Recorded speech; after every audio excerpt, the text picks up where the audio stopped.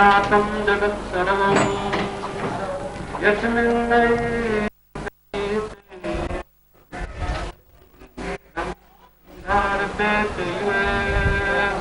तस्मै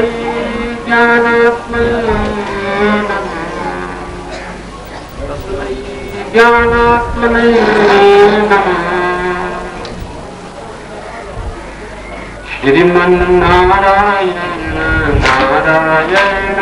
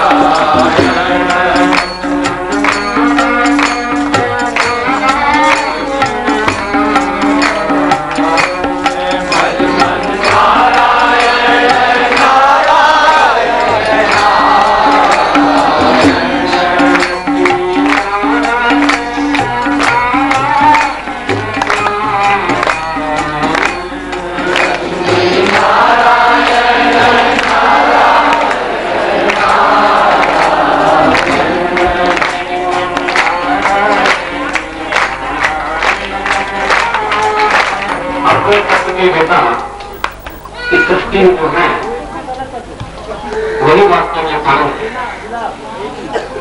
इस सृष्टि में निर्भय कौन सी वस्तु है?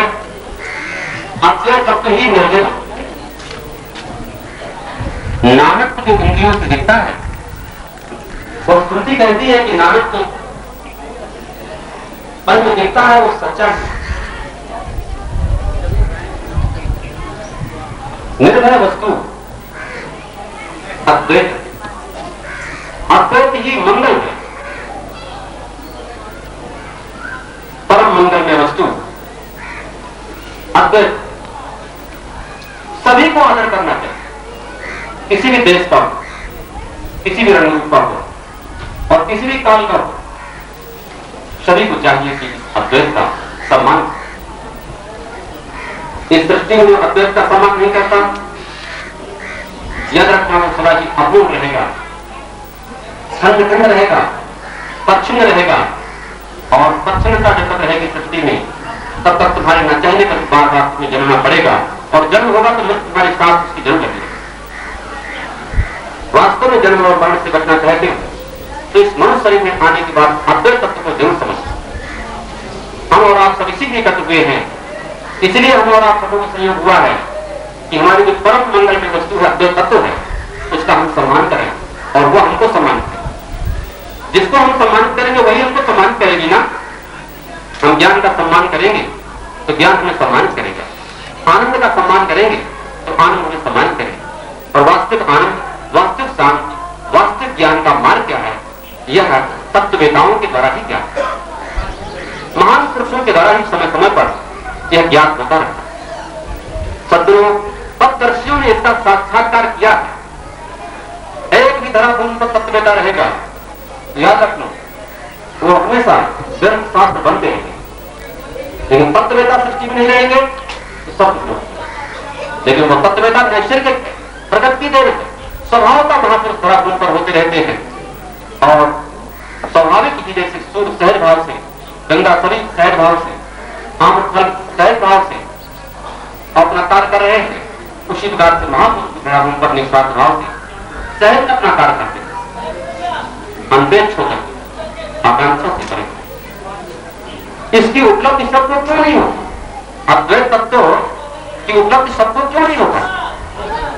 ये अद्वैत सत्वस्तु है, सब देश में, सब काल में यह अद्वैत तत्व बहुत है, कहीं भी उसका अभाव नहीं।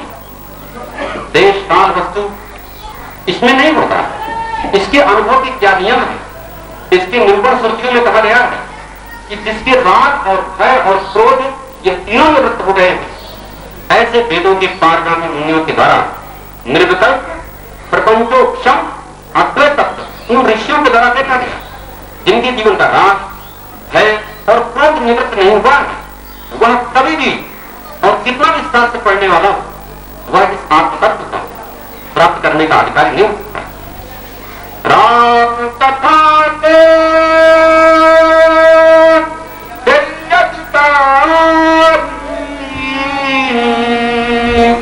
जिनके सत संगत सत्य की संगत जितनी प्रिय हो, आत्म जितने प्रिय हो, वही आनंद प्राप्त होता है। जिस वस्तु से व्यवहार करने से मिलता है, बार बार जब सत्य की ओर नाम जाता है तो उसका नाम राग है। सुखान शैली रागा, राग उसी ही बोलते हैं जिस चीज से, जिस वस्तु से, जिस पदार्थ से, संबंध से बार बार सुख मिलता हो और उस ओर बार बार जाए, धन जाए, बार बार मन जाए तो अर्थात वृत्ति जहां जाती है वहां सुख मिलता है। अपनी वृत्ति वहां नहीं जाती जहां अपने को सुख नहीं मिलता। किसी की भी वृत्ति इस प्रकार से राग में सत्य नहीं दिखता, वो तो चश्मा जिस रंग का लगाते हैं उस रंग का दिखता है। राग की दृष्टि, द्वेष की दृष्टि सत्य नहीं है, वो तो चश्मा लगा हुआ है।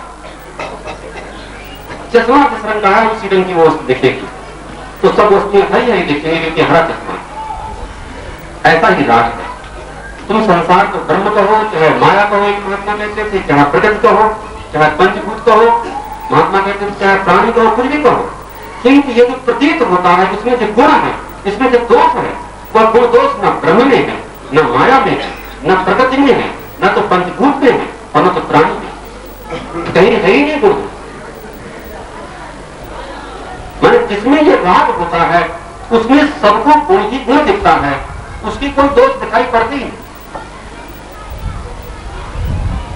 और जिससे दोष होता है, जिससे द्वेष होता है, उसमें कोई गुण नहीं दिखता है, द्वेष ही द्वेष दिखता है, उसमें गुण दिखाई पड़ती नहीं। क्योंकि राग में द्वेष, राग में दोष और दोषों को ढकने की क्षमता।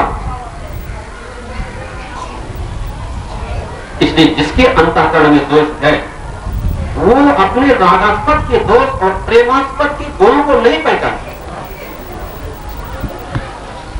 ही नहीं सकता।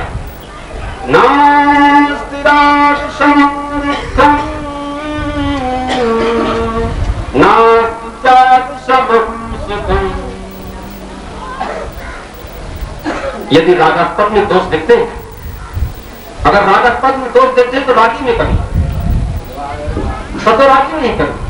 यदि दोषास्पद में गुण दिखते हैं तो द्वेषी में कभी है। राग द्वेष सत्य को नहीं जानने देते हैं। राग द्वेष में जिस मानव की बुद्धि फंस जाती है वह यथार्थ दर्शन नहीं कर पाता है। यही कारण है कि राग द्वेष में फंसा हुआ प्राणी सत्य की बातें सुनता हुआ भी और उसका साक्षात्कार नहीं कर पाता। सत्य को जानने के लिए जीवन में थोड़े वैराग की बहुत आवश्यकता है। वैराग के अभाव में आज तक किसी ने सत्य को जाना नहीं। वैराग अंतःकरण को शुद्ध करता है। वैराग स्वरूप समझना चाहिए। स्त्री निंदा करके या नारी से घृणा करने का नाम वैराग नहीं। घृणा, द्वेष या असूया इसको वैराग नहीं कहते। जिससे राग होता है उसकी सब वस्तुएं प्रिय लगती है। मैं एक स्थान पर गया, वहां बड़े सम्मान से एक जोड़ी पुरानी खान रखी। मुझे बताया गया कि हमारे आराध्य देव इसको पहन के चल रहे। खान बहुत छोटी छोटी थी, बहुत छोटी थी, जैसे छोटे बच्चों के योग्य थी। मैंने पूछा कि भाई ये खान तो बहुत छोटे छोटे हैं, छोटे बच्चों के जैसे योग्य थी, ऐसे खान थी बहुत छोटी हैं और उनकी जान इस खान में कैसे जाती है? तो बोले बस महाराज आपने क्या किया? हमें तो ये बताया गया था कि इन खान को पहन करके वो चला करते थे। इन्हें देख करके हमारा स्मरण होता है उनको, और इस प्राण को देख करके हमें उस गुरु परंपरा का स्मरण रहता है। इन पर उनके चांद नहीं आएंगे ये तो हमने कभी सोचा ही नहीं। आपने मेरी श्रद्धा पर तर्क करके महाराज ये ठीक नहीं किया। राग और द्वेष मत कैटअप करते हैं। दुर्गा सप्तशती में मत कैटअप को भगवान विष्णु ने कहा गया कि कर्ण के मत से मत कैटअप उत्पन्न कर्ण ये नेत्र मत से उत्पन्न नहीं होते, नेत्र से नहीं उत्पन्न होते। राग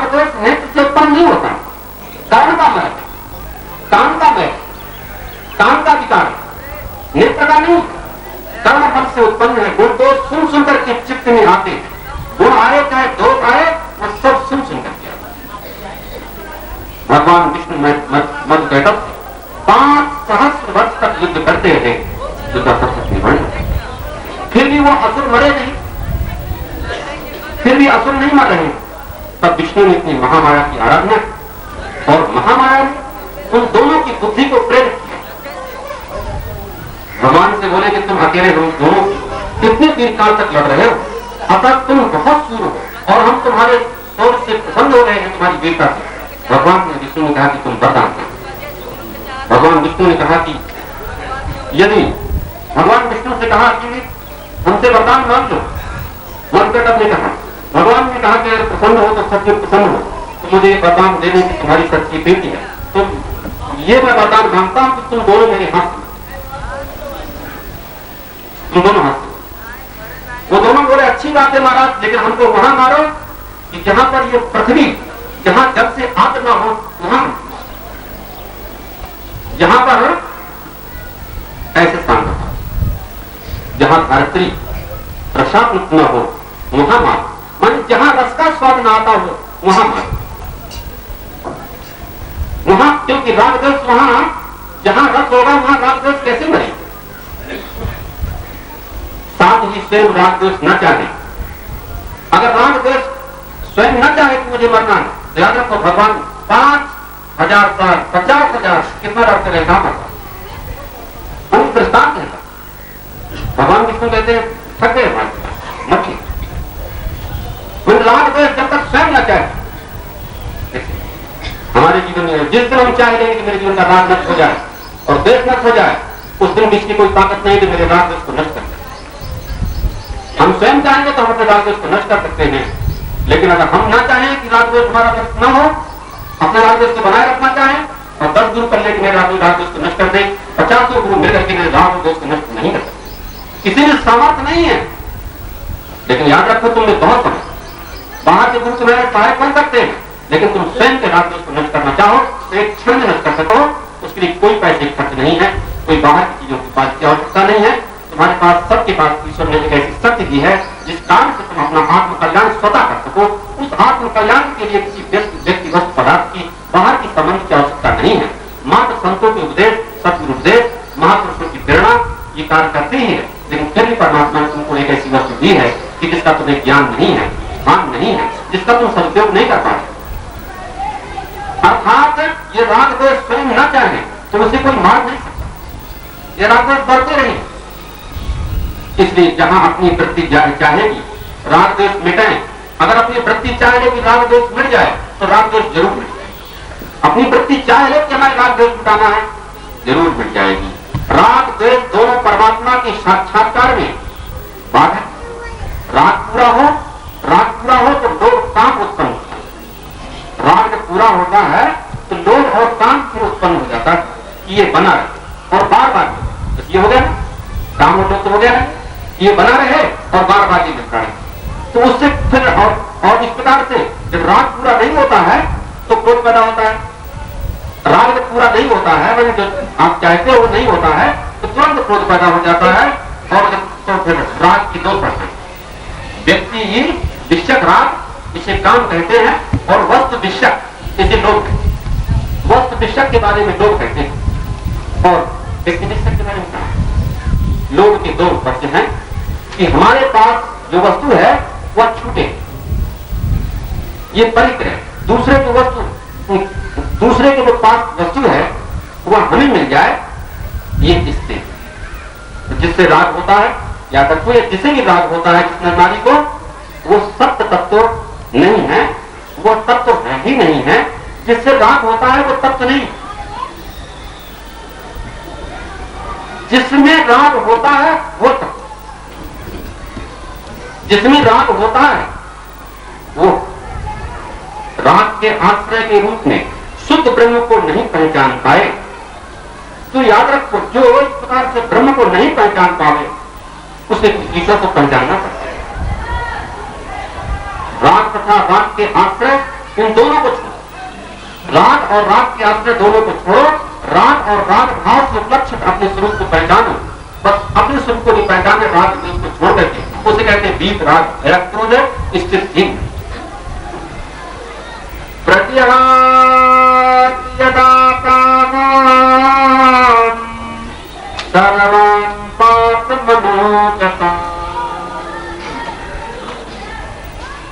इस प्रकार से जिसमें राग विशेष रूप से चला गया है, बीत राग का अर्थ है कि राग उसके लिए इतिहास की वस्तु, और राग पहले था किंतु निकल गया, क्योंकि पहले भी नहीं था, बीच में आया और निकल गया, क्योंकि शाश्वत तो नहीं है वो, शाश्वत नहीं है वो, निकल सकता है, उसकी कोई कठिनाई नहीं, बीच की वस्तु है। बैराग का अर्थ घृणा नहीं, घृणा में निकृष्ट बुद्धि रहती है। इस प्रकार मन में निष्कृष्टता वृत्ति बनती है और द्वेष वृत्ति बनती है, द्वेष वृत्ति रहता है। इसी प्रकार किसी के गुण में दोष निकालना यह असूया भी बैराग है। अर्थ है विषय में राग द्वेष का सैकल। राग द्वेष किस चित्त के रहते राग द्वेष का सर्वथा अभाव तो संभव नहीं।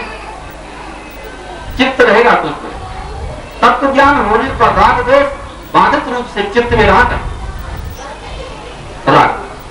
राग द्वेष यदि सर्वथा नहीं रहेंगे तो क्या खाया, क्या नहीं खाया, क्या नहीं खाना है, क्या बोला है, क्या नहीं बोला है, कहां जाए, क्या नहीं जाना है, इसका विवेक नहीं रहेगा। इसलिए चित्त तो रहता है, चित्त तो रहता है आपके साथ, पर वो बाधित रहता है।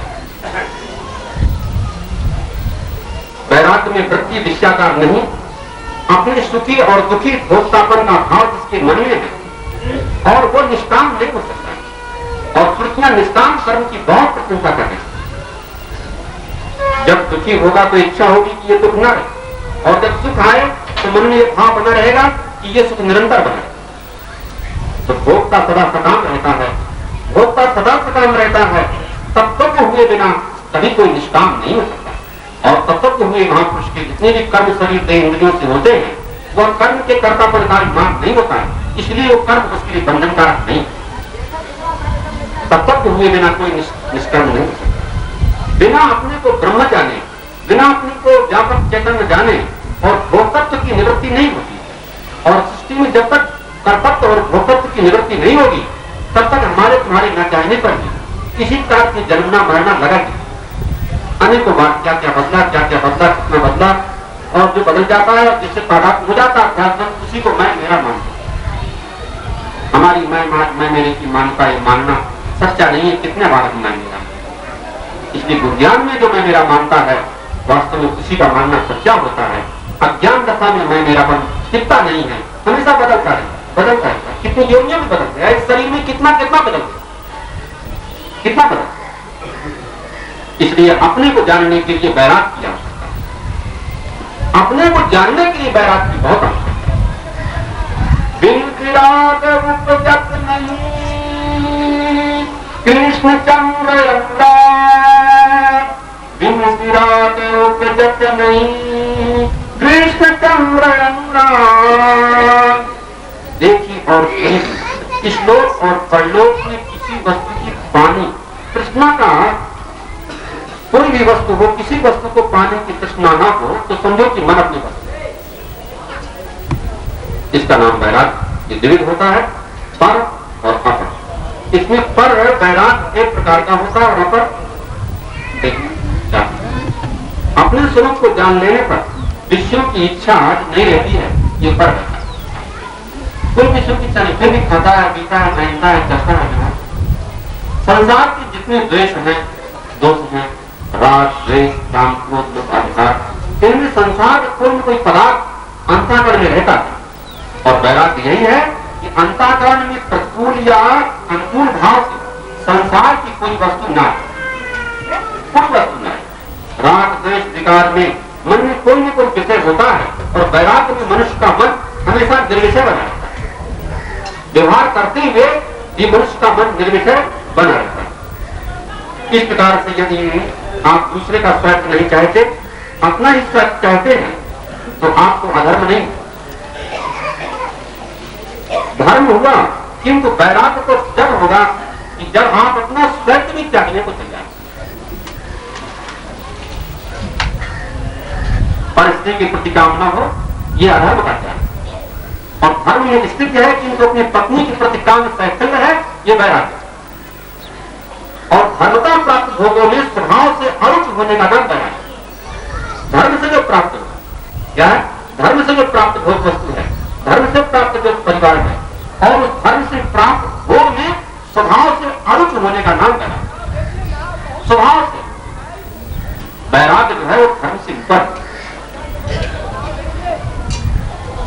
कर्तव्य का पालन धर्म से करना,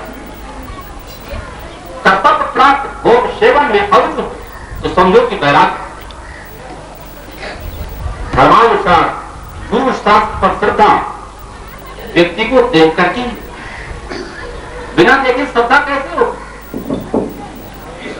लेकिन खट संपत्ति के अंतर्गत जो श्रद्धा है वह अपने अजमान के निवर्तक के लिए,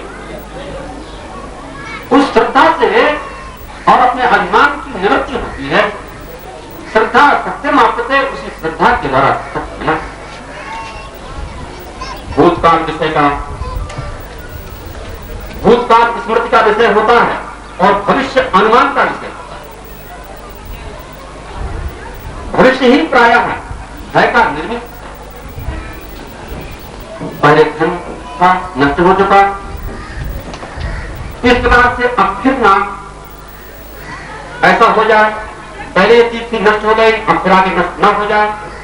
इस प्रकार से वर्तमान धन की सुरक्षा की चिंता का नाम मोह है। सत्य दर्शन की पद्धति यह है कि वर्तमान की भूत को स्मृति में छूट न जाए। जो कुछ भी छूट रहा है छूटने दो और जो आता है उसे बड़े प्रेम से आने।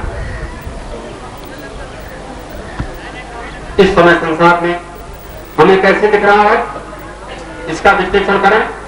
क्योंकि शुद्ध विशुद्ध या भविष्यानुभूति दृष्टा का नाम दर्शन नहीं होता है, स्वस्थ दृष्टि का नाम दर्शन। बहुत स्वस्थ दृष्टि हो, एकदम निरोग दृष्टि हो,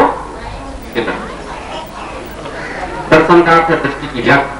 तुम वर्तमान को नहीं पहचानोगे तो अनाथ भूत और अनंत भविष्य को कभी कैसे पहचान पाए।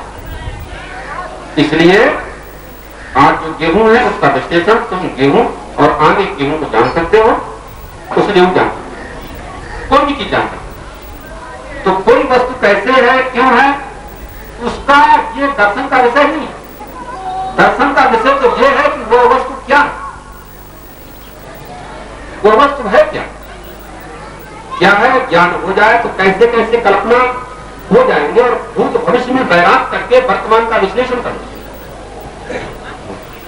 वेदांत कहते हैं ज्ञान होने के लिए वैराग्य चाहिए, लेकिन वैराग्य अधिकारी पुरुष के हृदय में होना चाहिए। अधिकारी व्यापारी को अंकित धन से वैराग्य रखना चाहिए। यह वैराग्य नहीं तो वेदांत का वैराग्य उसे कैसे प्राप्त। पहले धर्म में स्थिति होती है तब वैराग्य होता है, जिसकी धर्म में स्थिति नहीं होती है उसे वैराग्य नहीं। मनुष्य पहले कर्तव्य पालन करे, उसे अपने परिवार के प्रति पक्षपात न हो, सहज भाव से निष्काम भाव से अपना व्यापार अपने कर्तव्य का पालन या अपने और भी दैनिक कार्य क्रियाओं को बड़े प्रेम से करता है। धर्मात्मा में इतना वैराग्य होना चाहिए, धर्मात्मा में इतना वैराग्य होना चाहिए कि 5 रुपए मिलते हो तो भी उन्हें त्याग करके समय समय पर हम संध्या बंधन करते रहे, समय समय पर हम अपना दैनिक कार्य न भूलें, समय समय पर हमारा अपना कर्तव्य धर्म। वो तो आपको सब मिलेगा ही, कहां जाएगा। इस प्रकार से सज्जनों और धर्माचरण में इतना वैराग्य अपेक्षित है।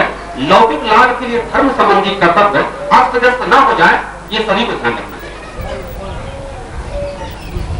उपासना में ये वैराग्य अपेक्षित है कि अपने इष्ट के अतिरिक्त अन्य किसी का चिंतन प्रिय बुद्धि से न हो। प्रिय बुद्धि से अपने इष्ट देव का चिंतन उनके अलावा दूसरा और न हो जिसे उपासना कर। मन को प्रीता का एक अवलंबन नहीं दोगे, अगर अपने मन को प्रियत्व का एक अवलंबन नहीं दोगे तो मन संसार में भटक जाएगा। इसलिए और हर जो है तो उपासक अपने मन को एक ऐसा इष्ट देता है जहां से उसका मन सहज में लग जाए, सहज में लग जाए। दूर रहे पर उसका मन वहां पर लगा रहे और उसका मन संसार में भटकने से बच जाए, उसके मन की सुरक्षा हो जाए। जो खाए पिए बिना, सिनेमा देखे बिना ना रह सके वो साधन क्या करे। अरे संसार में बिखरे रात को एकत्र करके भगवान में लगाना भक्ति। बिखरे हुए रात को जरा एकत्र तो करो। कितना बिखरा हुआ रात तुम लोग एकत्र करके और काशी में यहां पर आए, गंगा के मध्य में चारों ओर बैठे हो, जैसे जैसे भक्तों की भीड़ बढ़ रही है वैसे वैसे गंगा बढ़ रही है, और ये कार्यक्रम समापन हो जाएगा, भक्त जाने लगेंगे तो गंगा भी धीरे धीरे जाने लगेंगे। ठीक है, तो इसमें तो कम से कम 500-700 किलो भक्त लोग आएंगे, इससे तक लोग आए नाम बैराग नहीं है तो भक्ति कैसे हो? इसलिए भक्त वही बन पाया है जिसे बैराग हुआ।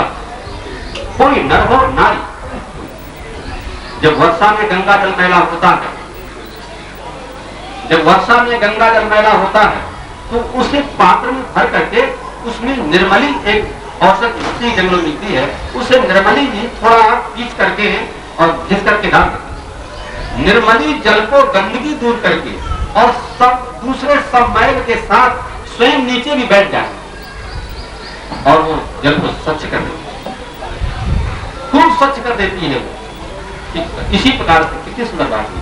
ठीक इसी प्रकार से और भगवत भक्ति अंतःकरण के लिए एक निर्मली के समान, निर्मली भक्ति हृदय के संसारिक राग को दूर करके स्वयं अनदेखे प्रिय में स्थिर कर देती। वहां से राग शरीर और संसार से फिर लौट करके निकले। तो भक्ति में बैराग का कई रूपों में निरूपण है। संतुष्टि कहते हैं ज्ञान विराट नयन उर्गारी। श्रीमद् भागवत महात्म्य में ज्ञान वैराग को भक्ति का पुत्र कहा गया। और योग में तो राग निवृत्ति ही राग को वृत्ति है कि राग वृत्ति ही निवृत्ति ही इसमें बहुत है। इसलिए योग दर्शन में राग को क्लेश कहा गया है, अविद्या।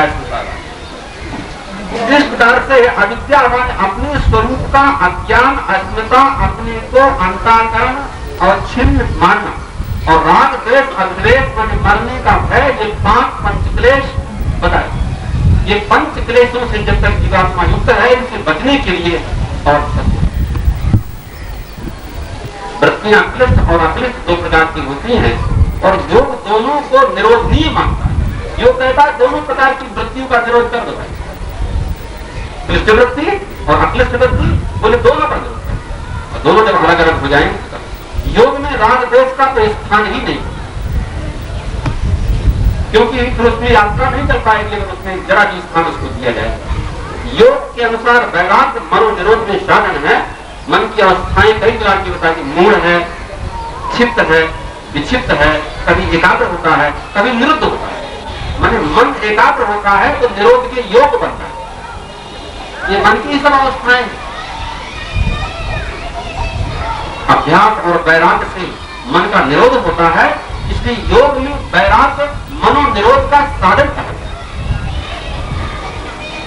मन के निरोध का साधन कहा गया है। और इसे सभी कर सकते हैं, जो जैसे अधिकारी हैं वो सब अधिकारी। वेदांत के वैराग्य का रूप वो है कि संसार अनित्य है। वेदांत में वैराग्य क्या? बोले संसार अनित्य है, संसार में गुण बुद्धि नहीं करनी चाहिए। संसार में व्यवहार तो करना है पर गुण बुद्धि नहीं करना। व्यवहार करना है सब व्यवहार, लेकिन गुण बुद्धि नहीं करना। गुण बुद्धि हानिकारक। संसार जड़ है, संसार सुखरूप है, संसार अनित्य है, और संसार को अनित्य बताने का फल है कि नित्य के प्रति जिज्ञासा का उदय। संसार को अनित्य कहने का मतलब है कि परमात्मा नित्य है, और नित्य में जब तक हमारी प्रीता नहीं होगी तब तक अनित्य में हमारी प्रीता कभी नहीं होगी। ये तो अनित्य में जिसकी प्रीता रहेगी उसका प्रियत्वपन कभी टिक नहीं पाएगा, और नित्य में जिसकी प्रीता रहेगी उसकी प्रीता कभी मिट नहीं सकती। इसलिए सज्जन पुरुष, साधु पुरुष, हरिभक्त जो होते हैं वह अपनी प्रियपन नित्य में ही आरोपित करते हैं, अनित्य में नहीं। अनित्य से व्यवहार करते।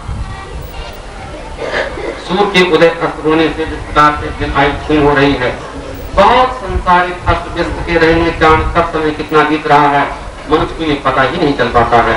लोग उत्पन्न होते हैं, प्रसव हो जाते हैं, नाना प्रकार की विपत्तियों को भोगते रहते हैं या प्रत्यक्ष देख रहे हैं, किंतु फिर भी संसार के दुखों से मनुष्य को कहते हैं भय नहीं होता है। संसार के लोग सचमुच मोह रूपी सुरा को बांध करके, ग्रंथों में कहा गया कि वो उन्मत्त हो गए। उन्हें बार बार भगवत कथाओं को श्रवण करना चाहिए, महापुरुषों की संगत करते रहना चाहिए। इससे ये संसार का भय और नष्ट हो जाता है। इस प्रकार जगत की अनित्यता का दर्शन नित्यता के प्रति उत्कंठा जगाने के लिए एक प्रक्रिया क्या है? यह और एक बात नहीं है। जहां संसार की अनित्यता बताई गई है वहां इसलिए कि नित्यता के प्रति प्रेम बढ़े। संसार में कोई गुण नहीं है, यह बात राग निवृत्ति के लिए कही जाती है। इसमें गुणानुसंधान मुंडकवाद मिटेगा, संसार जड़ है, ये कहने का मतलब है कि इससे कितना भी प्रेम करो पर यह संसार उत्तर देने वाला नहीं। संसार से कितना प्रेम करो पर संसार उत्तर देने वाला नहीं। शरीर से कितना प्रेम करो तुम्हारा शरीर उत्तर देने वाला नहीं। मकान से कितना प्रेम करो तो मकान उत्तर देने वाला नहीं। मैं तुमसे बहुत प्रेम करता हूँ। जड़ वस्तु कभी उत्तर नहीं देती, मैं बहुत प्रेम करता हूँ। और जड़ वस्तु तो ये है और विवर्त ही है, वास्तव में है नहीं है। इसलिए सज्जनों इससे ये अनुसंधात्मकता वृत्ति जागेगी, तुरंत वृत्ति जागेगी। चेतन क्या? जब वैराग आएगा, अंत से वैराग होगा तो ये वृत्ति जगेगी भाई नित्य क्या है। फिर वृत्ति जगेगी कि चेतन क्या है। संसार की नाना प्रकार के दुखों की ज्वालाओं से जो समाज को जल रहा है उसका वर्णन आनंद स्वरूप आत्मा की ओर प्रेरित करने के लिए किया रहा है कि मनुष्य आनंद स्वरूप आत्मा के लिए अभिमुख हो जाए। ये विषय चाहे 10 दिन तक और अधिक रह जाए पर इतना निश्चित है कि संसार के सारे विषय जाने वाले हैं ना। चाहे ये स्वयं जाए या चाहे तुम इनको त्याग करके खत्म, फिर चाहे जाए या चाहे तुम इन्हें त्याग दो, इनके वियोग में भेद क्या है? बस मनुष्य इन्हें स्वयं छोड़ नहीं सकता है। अरे ये अपनी स्वतंत्रता में जाते हैं, तुम्हारे मन को असंतुलित और संताप बना के चले जाते हैं, पर तुम इन्हें त्याग दोगे तो तुम निश्चित होकर के चले जाओगे। ये प्रश्न है। इसलिए जिन महापुरुषों ने स्वतंत्र रूप से और निष्पक्ष होकर के और निर्भय होकर के और ये सब त्याग दिया संसार को चले जाते हैं, वह कभी जो है संसार का चिंतन करते हुए नहीं जाते हैं, स्वतंत्र होकर के नहीं जाते हैं, बंधन में बन करके नहीं जाते हैं, नित्य मुक्त स्वतंत्र होकर के रहते हैं धराभूमि पर और दूसरों को भी नित्य मुक्त स्वतंत्रता का संदेश सहज भाव से देते रहते। वृत्ति दो प्रकार की होती है, सगर्भा, अगर्भा। किसी से आप सत्य बोलते हो तो बहुत आप हल्के रहते हो, ऐसे हो ना। किसी से आप सत्य बोलते हो तो बहुत हल्के रहते हो। झूठ बोलते हो ना तो आप बहुत चिंता रहती है और फिर रात को खाना नहीं खाओगे, कहोगे आज सिर दर्द होगा, कहोगे आज मूड उल्टा हो गया। क्यों? क्योंकि झूठ बोलते हो तो उससे खुल जाने की चिंता तत्काल हृदय में आ जाती है और चिंता बन जाती है, होती है ना। वैराग्य में सत्य असत्य नहीं है। आचार्य तुम्हारे पटने लगे तुम शत्रुता करते हो और चाहे तो ये तुम्हारा शत्रुता में न रहे और उस शत्रुता चिंतन करके तुम अपने हृदय में बताते हो, उसका क्या बिगड़ता है? तो प्रेम से मजे से अपने घर में है, लेकिन तुम अपने हृदय में उसको बताए हुए हो। हिंसा से द्वेष में मन में बहुत सत्य रहता है। अहिंसा में मन में किसी प्रकार का भय नहीं रहता, अहिंसा में कोई भय नहीं रहता है। इसी प्रकार जाना नाना प्रकार के विकार है वो मन में विषय में जब आ जाते हैं, सद्गुण उसे कहते हैं जहां वृत्ति अपने ज्ञान स्वरूप सत्ता से पृथक किसी विषय को दिखाती है, किसी विषय को नहीं दिखा। वस्तु दिखे और उसे वैराग दो कहते, और वस्तु न दिखे और वैराग दो तरीका। वस्तु दिखे और वैराग हो एक तरीका ये, और वस्तु न दिखे और वैराग। किसी से राग द्वेष न हो तो इसे ज्ञान करें, उसी से राग द्वेष न हो उसे ज्ञान। वृत्ति देखती रहे, नेत्र देखता रहे, कान सुनता रहे, पैर चलता रहे। तो वैराग में ये प्रश्न नहीं है कि वस्तु दिखती है या नहीं, वस्तु नजदीक है या दूर है, कौन कौन सी वस्तु है। अधिष्ठान के ज्ञान से सत्य का माने सत्य जो वस्तु है और उसका अधिष्ठान का बोध हो जाने से वस्तु का जो वस्तुपन का वस्तु का जो सतत भाव है वो बाधित हो जाता है। अधिष्ठान का ज्ञान हो जाने पर और जो संसार की सत्य बुद्धि है वह बाधित हो जाती है। तो जब जड़ की प्रति बुद्धि बाधित हो जाती है, अनित्य के प्रति बुद्धि बाधित हो जाती है, तो इस प्रकार से वह किसी प्रकार से फिर भयभीत नहीं होता है और सदा ही जैसे कि रज्जु भले सर्पाकार दिखता है, रस्सी पड़ी है वो भले ही सर्पाकार दिखता रहे, किंतु रज्जु का ज्ञान हो गया तो सर्प का भय मिट जाता है। क्या है? सर्प का भय मिट जाता है। मेरा विश्वास है कि आज संसार में आत्मज्ञानी धराधुन पर बहुत निर्भय रहता है और कभी किसी से भयभीत नहीं होता है और वह चेष्टा भी नहीं करता कि मेरे द्वारा कोई भयभीत, कोई अपने अज्ञान से भयभीत होता रहे कोई अपने ईमान से भयभीत होता रहे तो अपने घरों में होता रहे, लेकिन उसके अंदर एक भी क्षण ये भाव नहीं है कि मेरे द्वारा कोई दुखी हो जाए या मैं किसी को अपमानित कर दूं या किसी पड़ोस में, किसी रात में, किसी रिश्ते में और किसी प्रकार का मैं खतरा पैदा करूं, ऐसा उसके किसी प्रकार का भाव नहीं। तो जिसके जन्म मृत्यु से प्राप्त जो राग है वह व्यतीत। बीत राग का क्या है कि राग और द्वेष दोनों एकदम चले गए।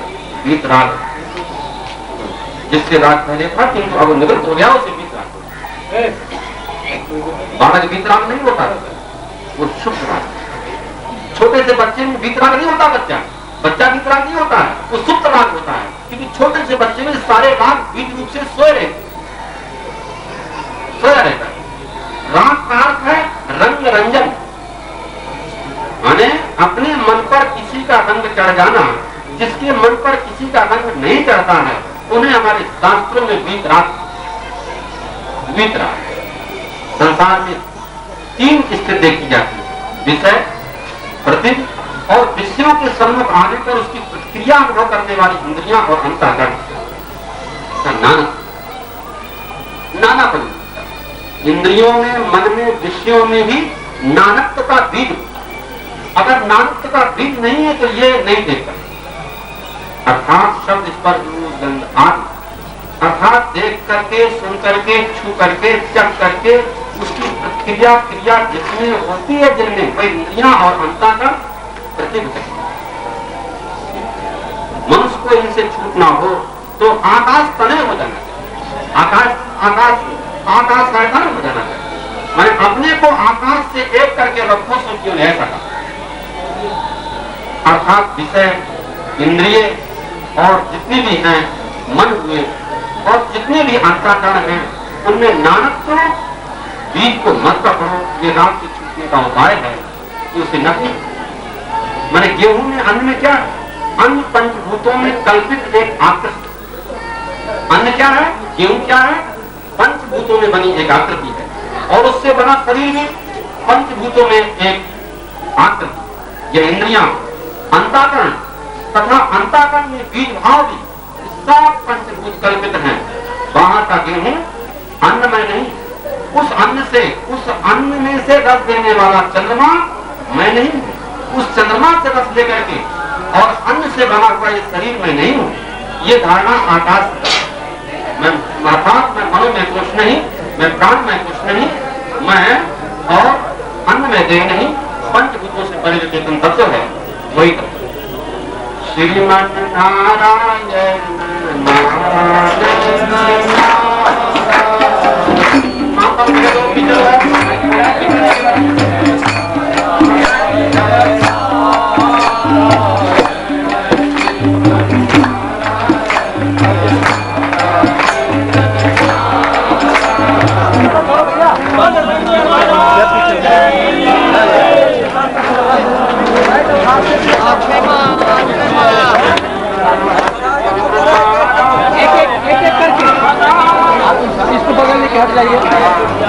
नारायण करते जाइए,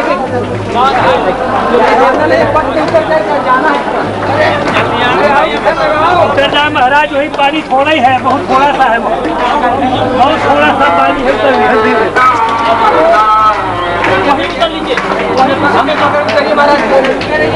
और थोड़ा आगे कर लीजिए, थोड़ा आगे कर लीजिए, थोड़ा और आगे कीजिए। साथ चलिए, साथ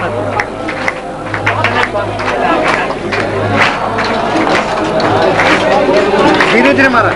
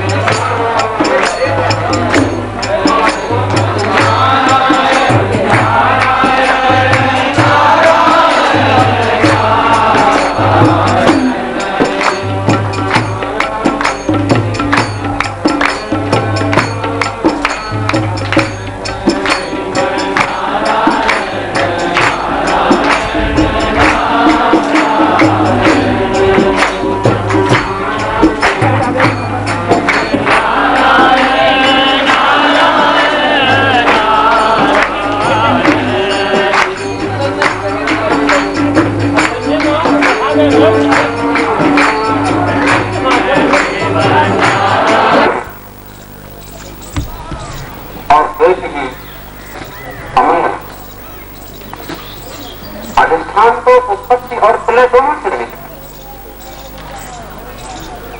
उसमें अध्यस्त वस्तु वंध्या पुत्र के समान,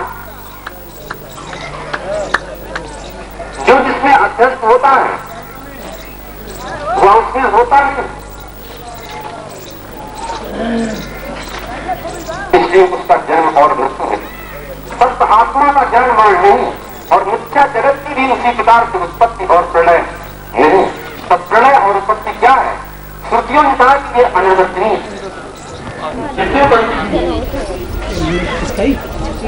उसके लिए परमात्मा तक कोई मुक्त दिशा नहीं। दो आत्माओं पर एक साथ उत्पन्न हो जाए ये संभव नहीं। उत्पन्न होता है रज्जु और मन दोनों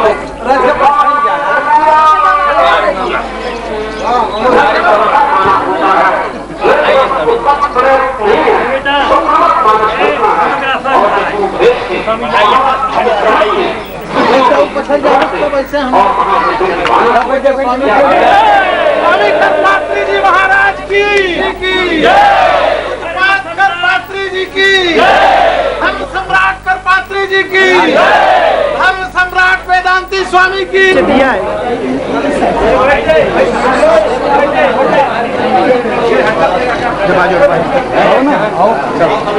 सब तो बैठा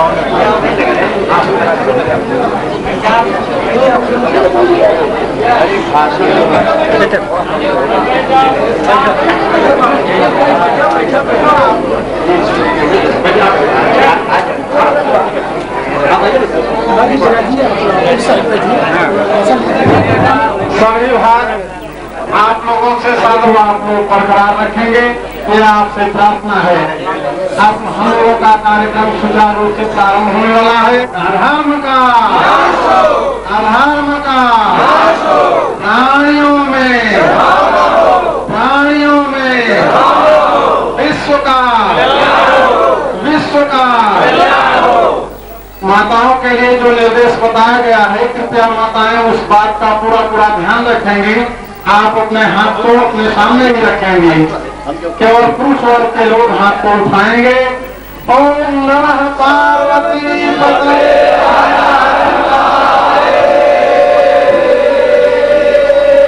एक बार स्नेह पूर्वक बोलिए महाराज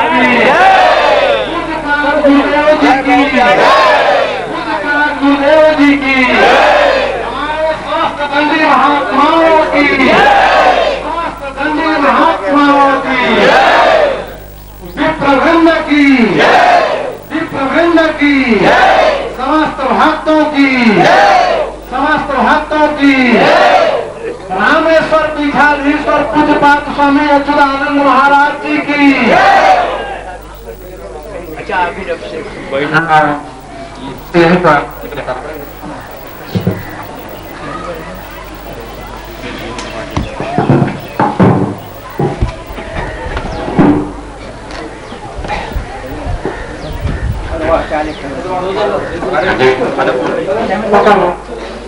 पंकज तिवारी जी आप भी पका लो जरा सा। और एक मिनट धारण करें।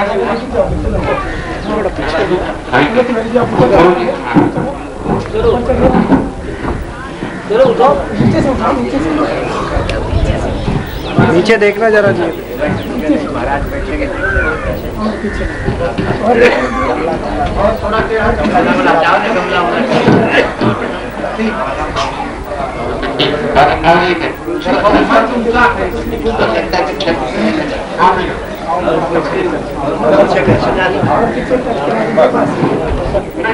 गुरु जी करिए ठीक है, इससे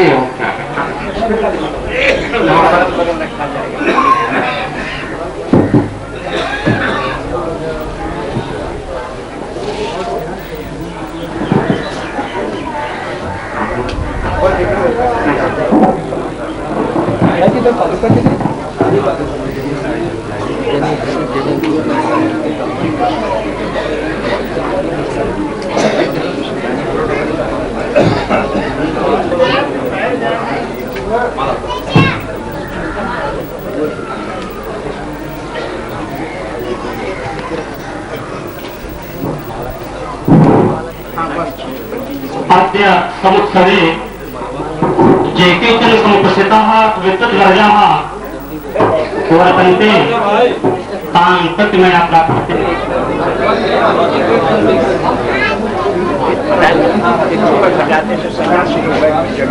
अच्छा सुनो दिल्ली का और आइए माता और आइए तरफ भी चलिए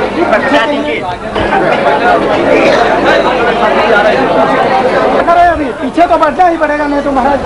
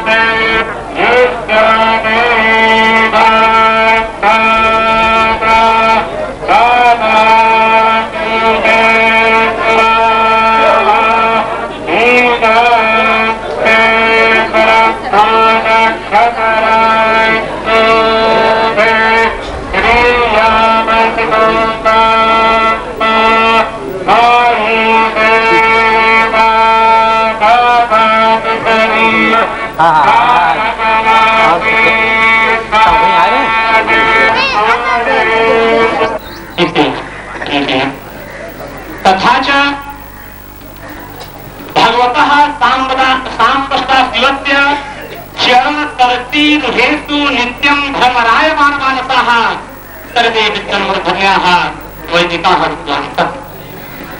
अद्य समारभ्यमाणे अस्मिन् उत्सवे वयं सर्वे जागरिताः विद्वांसः वैदिकाश्च शालीनताम् आचरन्तः स्वकर्मणि संलग्नाः भविष्यन्ति चेत् तर्हि अद्य उद्योत्य निर्विघ्नं साफल्यं सुतरां संपत्ति इतनी वयम जीवित सिंहासन पर विराजमान हो और आचार्यगण मार्जन के लिए तत्पर हो रहे हैं।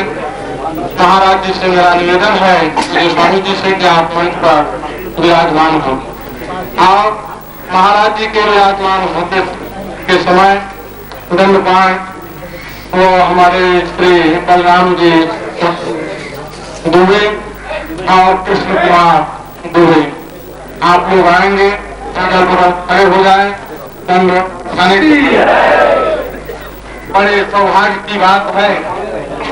पीठाधीश्वर के रूप में महाराज जी सिंहासना धर्म की